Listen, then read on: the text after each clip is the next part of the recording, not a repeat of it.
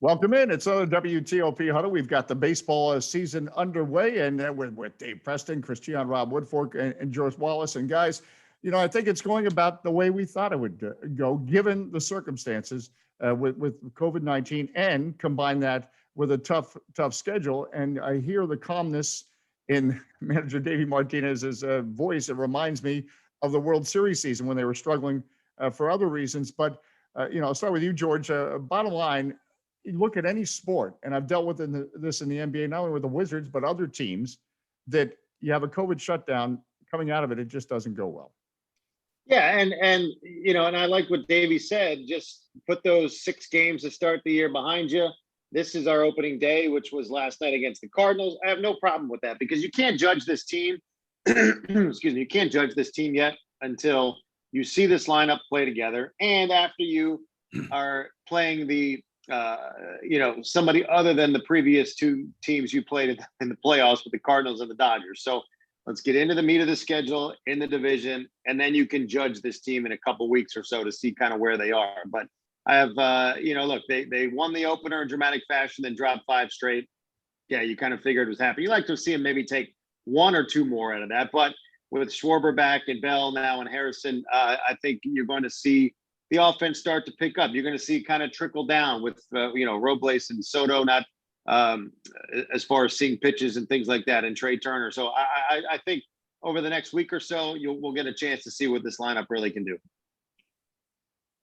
And I think the frank honesty of Davey Martinez, that guys were pressing. Often they were saying, all right, I've got to make the big hit. And you were seeing situations like Sunday against the Dodgers, 0 for 7 with runners in scoring position, that type of thing. Dave, Preston, you want to jump in? Well, I think what's interesting is you look at the lineup that they had for the first 6 games. It was without their major acquisitions from the offseason. John Lester was on the inactive list. Same case with Josh Bell. Same case with Kyle Schwarber. Schwarber and Bell in the Monday evening victory over St. Louis, Bell scored 2 runs. Schwarber drove in a run. Those guys, if they're in those spots this season, will be batting 4th and 5th. Those are prime positions in the lineup. And meanwhile, Josh Harrison was out.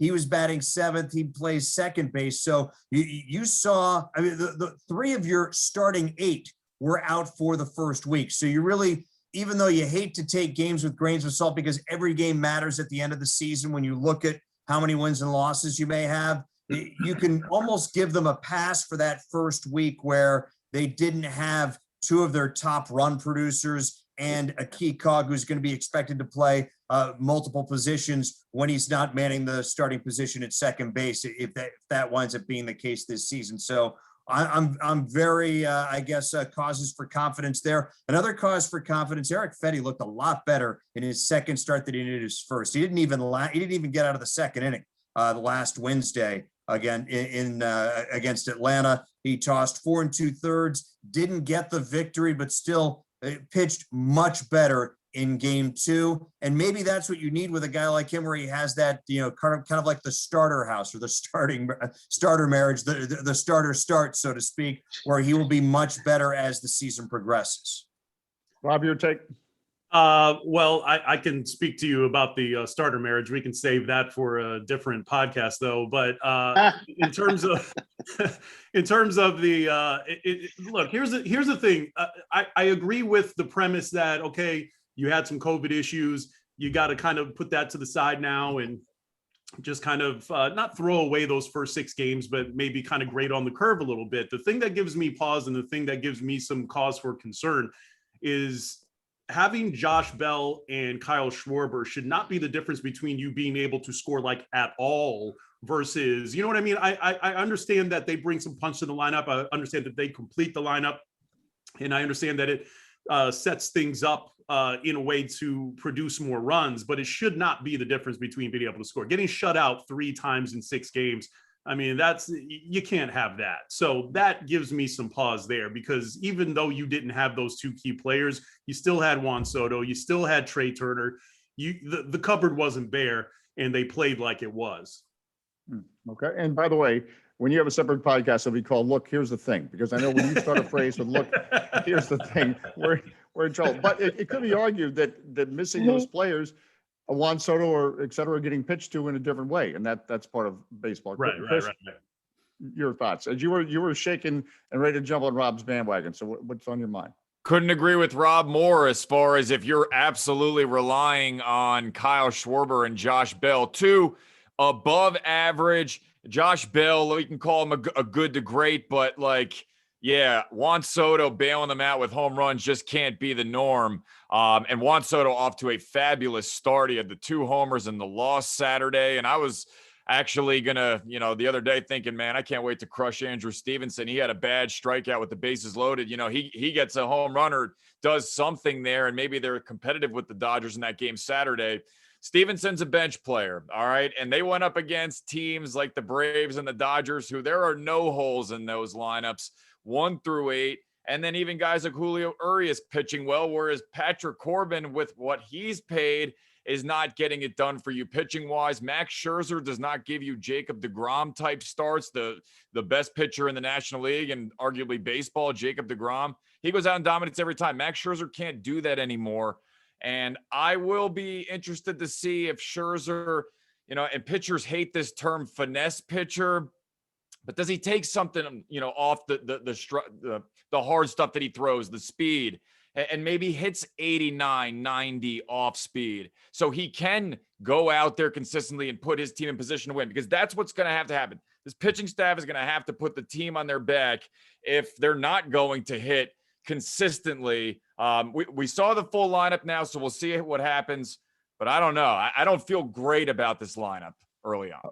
Okay, but we need to appreciate Juan Soto. I hope we do enough of that absolutely. because sometimes I thought we didn't appreciate Alex Ovechkin enough, and maybe we have, but we have a generational talent developing for our eyes. So that's a special thing. Speaking of which, anything more on the Nats on anybody's mind before we move on? I mean, it sounds like she and Rob, the season's over. So I just. Well, I fully acknowledge that, it's 6 games in, but when you're in a tight division like this, going 3-3 is obviously a lot better than 1-5. And I know nobody's running away with it yet, but when you're in a tight division race like this, at the end of the season, that 2 games, 3 games might actually matter. So it's not a big deal. You can still make up for it, but that's just not something you can do in the position the Nats are in. No, but look, you're right. And also, I mean, look at the Braves. They lost 4 straight to start the year. Sure. Okay, yeah, they're a little better position than the Nats are. But, especially in a division like this, when you play everybody 110 times a year, that's where, right. They get the Dodgers out of the way, you get the Cardinals out of the way, you get one more series with them later in the year back in your ballpark. Right. Yeah. It's just the margin for error is less for the Nationals. And folks watching, this is for interest that we're ginning up. There's nothing like a good manufactured April baseball debate, and that's what we're doing. Yeah. Right? So, 6 games in. we can debate this next week after the. Yeah, I can start yelling like Stephen A. Smith if it helps the ratings. I mean, no. Just keep saying, look, here's the thing, because that always makes me nervous, because I always think, boy, he's gonna make me look stupid, and that's, by the way, not hard to do, to make me look stupid. Let's move on to the Capitals. I'm concerned about this Capitals team because it seems like they've won 92 games in a row this season. They've had a terrific season. You look at the standings, they're not running away with it. And they're arguably not the best team out there. And it just feels like that with so many wins that we have enjoyed. And this is a veteran team.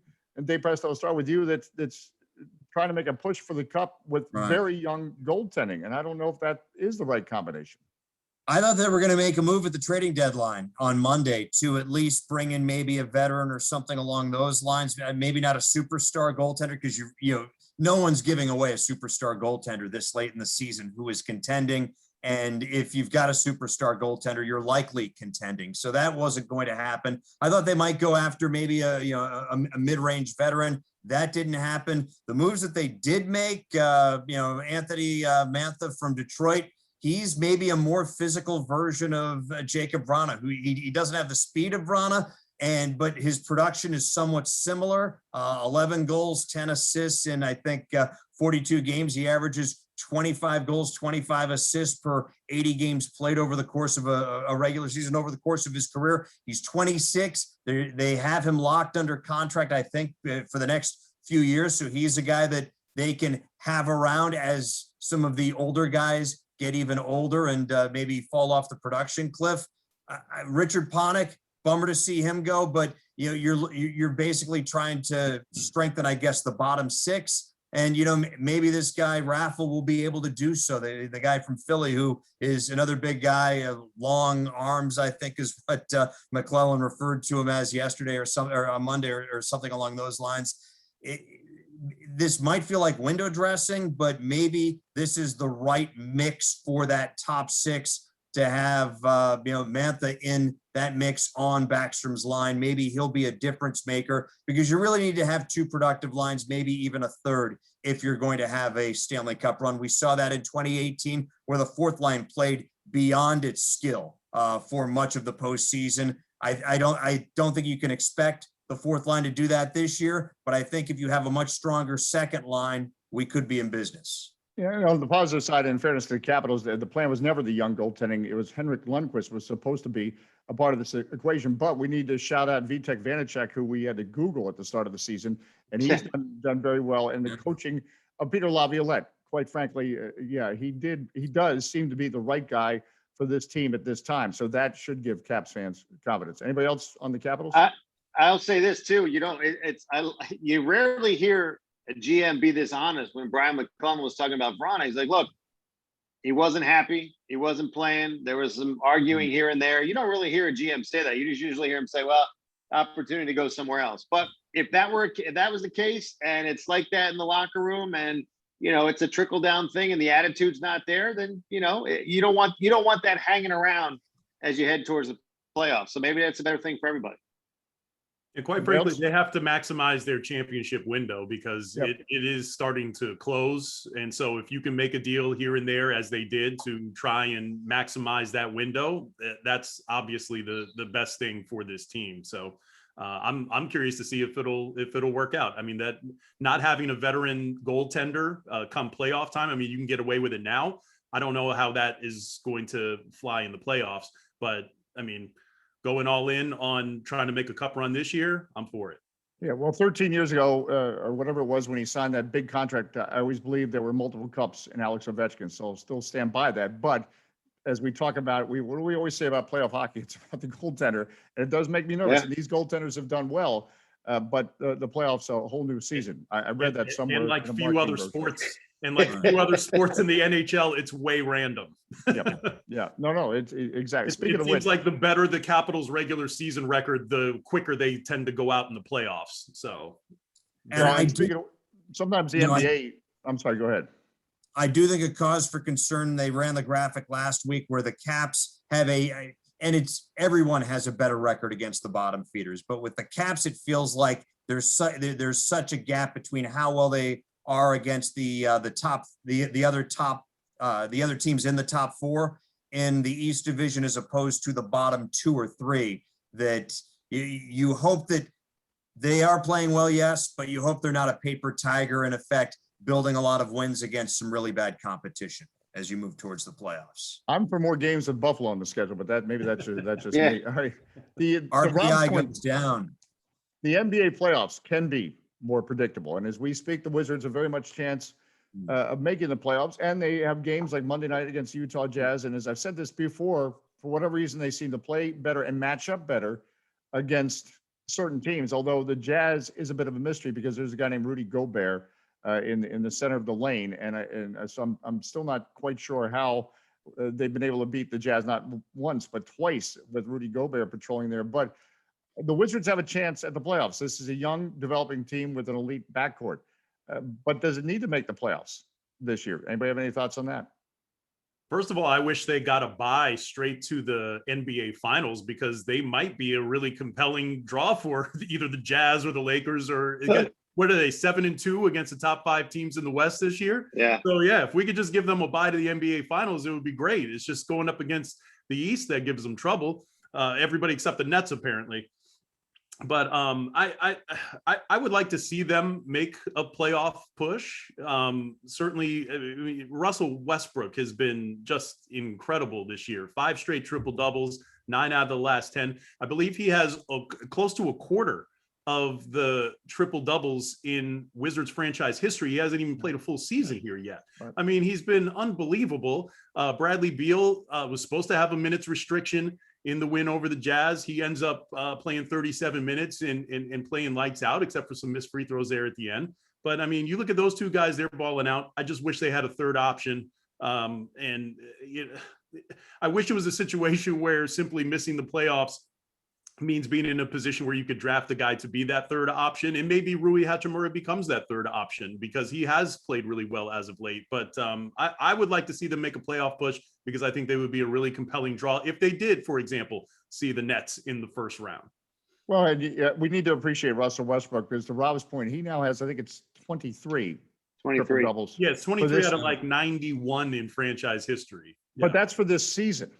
Yeah. The career leader was Darrell Walker with the team over 4 seasons with 16. And there's no shame in that, by the way. It's because I look this up every game. You guys have heard of Pete Maravich, pretty good player? Oh, yeah. Okay. Yeah. He was the Jazz career leader in triple doubles. 7, the total. So the Jazz career is 7. Russell Westbrook has 23 this season. And to that point, Russell Westbrook has normalized triple doubles. It used to be a really rare thing that was a big deal when it happened, but now he averages 1, which we hadn't seen since Oscar Robertson. And I think they showed the graphic last night. The only players to have multiple 5-game streaks, 5-game triple double streaks, it's Russell. I believe it was Oscar Robertson and like Wilt or somebody. Yeah. I mean, it was unbelievable. So I mean, just what he's doing is breathtaking, and just by normalizing triple doubles, he is just absolutely changing the game. And by the way, he gets them by the third quarter. Typically, that's the other thing that. Hey, And Dave, we had the same graphic on radio. You just couldn't see it as well, George. I would say as far as the playoffs, of course you want to see them make the playoffs, but I mean, I guess my biggest question is, where do they like? What happens? Does Scott Brooks need to make the playoffs to come back? Does Tommy Shepard give him another chance with this young team if they get close at the end? I think is that going to be our biggest question mark in the offseason? Well, and I think part of what and this is for every pro sports is trying to judge things based on these last 2 years, because last year you're making progress, season shuts down, you rejoin a bubble. That you're playing, whether it's hockey, whether it's basketball, or whether it's even baseball. It's a shortened season, and then you pick up this season, and there's COVID issues, so it makes decisions harder, I think. Anybody else? Chris, Dave? Yeah. So, what team is this really? Is it a team that's going to feature both Bradley Beal and Russell Westbrook in the lineup, or is Bradley Beal going to be dealing with more injuries? Like we saw Saturday night, they weren't able to play against the Phoenix Suns and they got blown out, right? How truly healthy is Bradley Beal? Are these more maintenance days? Is he going to be able to survive what could be a 7-game series in the playoffs? His body at this point. So that's kind of what I'm watching out for as the Wiz make this push. And it seems like they, take 1 step forward, 2 steps back sometimes. Let's hope they build off this one. They got the Kings coming up, a team that you would think they should work. Although I know the NBA enough to know that you can beat the Jazz on a Monday night and then lose to Sacramento 2 nights later and not even miss a beat. That is the randomness of the NBA.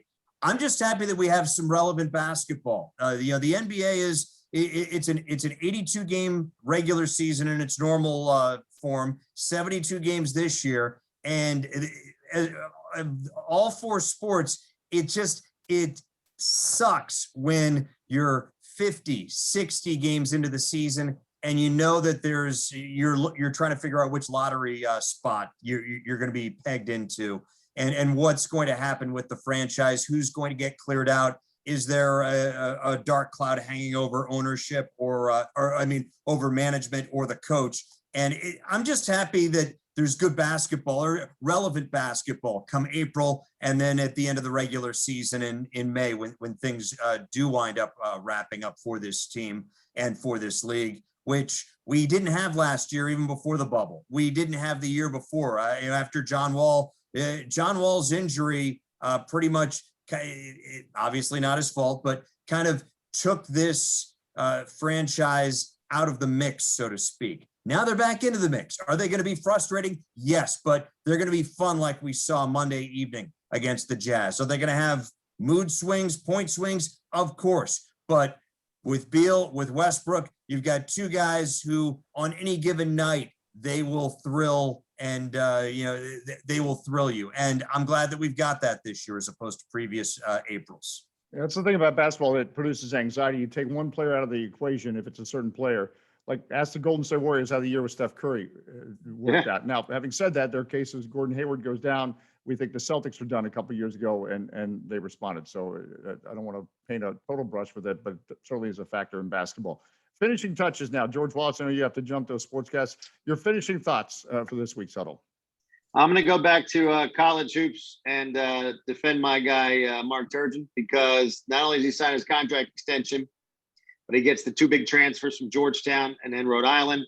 Obviously you see the way too early predictions for next year, anywhere from a top 10 team to a 12 or 13, depending on Aaron Wiggins comes back. So I'm glad to see Mark gets a little extension. He gets those two guys in the transfer. Now the pressure's on, but I'm glad to see that nobody jumped to conclusions and pulled the plug this quickly. All right, Chris.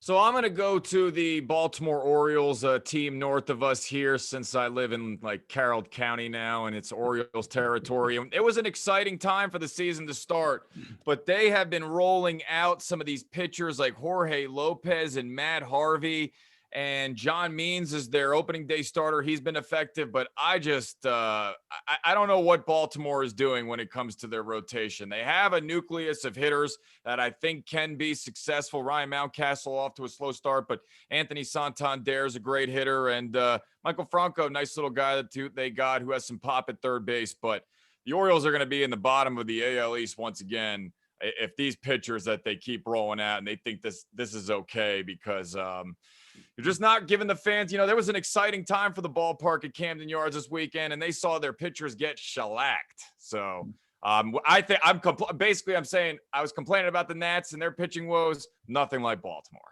Well, and I'm old enough to remember as I was a young kid, when they had Mike Cuellar, Jim Palmer, Dave McNally, and I think Pat Dobson, all 20-game winners in the same season. So I thought, well, that's the way it works. Every starter wins 20 games. Apparently, that's not the way it works. Dave Preston?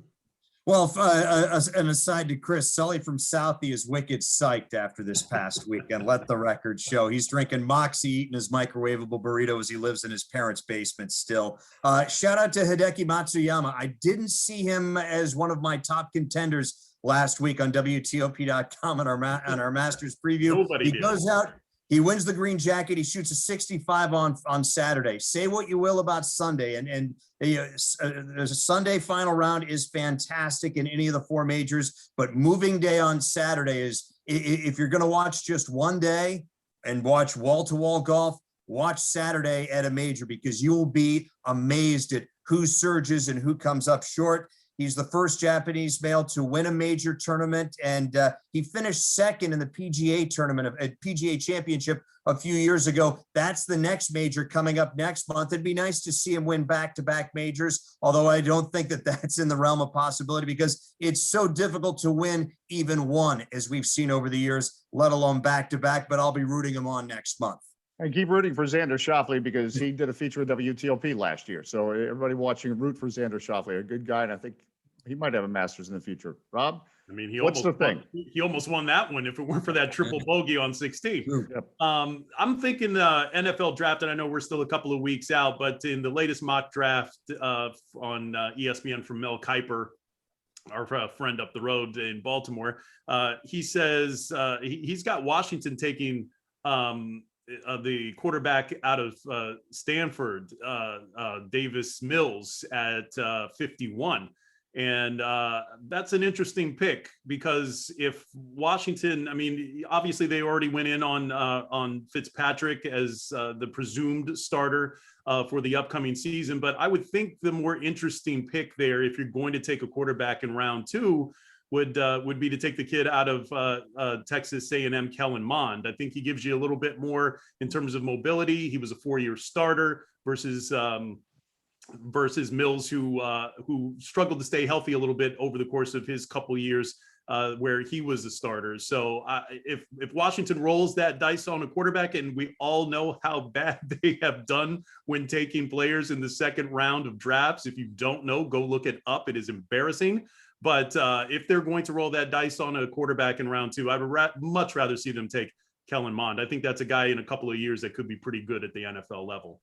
And I'll close with a DC United about to begin its 26th season in our city, of course, in Major League Soccer, and a new coach in Hernan Lozado. And it's the old story going from Argentina to Belgium, getting a team promoted in Belgium and deciding you want to take on the United States. And I bring that up because Hernan Lozado, whatever he is selling, I'm buying. He's a charismatic head coach, and he has come flying into America because he wanted to be here. He wanted this opportunity with DC United. And his philosophy is he wants to create an identity with DC United that that every game they're going out there and trying to win. And he's an offensive-minded coach. And that's the bottom line. As we get ready for this season for DC United, fasten your seatbelts because he doesn't care about results. He wants to create an identity and a style of play, and it's going to be exciting. And that you might have to take your lumps doing that. But I credit the bravery of somebody who leaves his homeland in Argentina, goes to Belgium, and now to the United States. And he has that bravery in his personality that he wants that kind of playing style with his team. And their season starts on Saturday. And also shout out to DC United, as they are fast becoming the most diverse franchise in DC by making the GM hire Lucy Rushton as the GM, second female GM in MLS. Well, and again, Danita Johnson is their president, and Exactly. an African-American female. And as I've said before, she used to work with the Mystics, and I used to inadvertently get her emails because you'll know my name is Dave Johnson. And all I know about Danita Johnson is she paid her dues to get to that spot as president of DC United. So, yeah, exciting times for, again, I think it's worth celebrating. I never thought we'd celebrate 2 seasons with Major League Soccer, quite frankly, and now it's 26 seasons coming up for DC United, and full credit to that. And that's it. Look, here's the thing. I'm going to go ahead and trademark Rob's slogan. And Sully from Southwick, I think we also have to get that traded. That's already trademarked, isn't it? Yeah. So he's on Twitter at Sully from Southie. He's out and about doing his thing. And which county do you live in again, Chris? Did you say Carroll or Carroll County, Howard County? I'm up here, man. Because I thought you said Coward County. Like is it like a new thing? You merged the county? Well, I'm hearing cows and cicadas and crickets and frogs up here. It is different from city living. Yeah. Same thing on Wisconsin Avenue. For future reference and for future shows, what time zone is that in? Is that in ours, or is that Atlantic? Yeah. It's ours. I'm seeing the games just like you guys are, and hoping to stay up for the Wizards Kings, Dave. I don't know how you always do it, but 10 o'clock tip off out there out west, and then come back and do your morning shift. God bless you. He's got and again for naps. In Carroll County, they don't. I might be napping right now. In Carroll County, they don't change time zone, so Chris's farm is okay. Anyway, we're back. We're probably fired now. Thanks for watching the WTOP Huddle. We're back next week. Right.